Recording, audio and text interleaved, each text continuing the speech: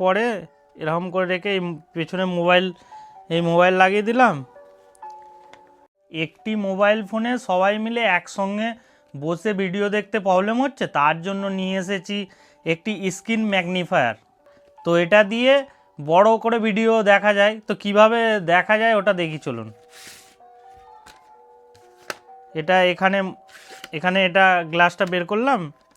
বের করার পরে এরকম করে রেখে পেছনে মোবাইল লাগিয়ে দিলাম। লাগিয়ে দেওয়ার পরে এরকম করে মোবাইল লাগালাম, লাগিয়ে এরকম দূরে রেখে দিলাম। দূরে রেখে দিয়ে এখানে ওই ম্যাগনিফায়ারের সঙ্গে একটা শুধু মোবাইলে একটা আপনি মাউস সেট করে নেবেন, তাহলে দূর দিয়ে বসে সবাই মিলে একসঙ্গে দেখা যাবে। এখানে কানেক্টও করা যাবে, আমি কানেক্ট করে দেখাচ্ছি। এখানে সিল আছে, সিলটা কাটতে হবে।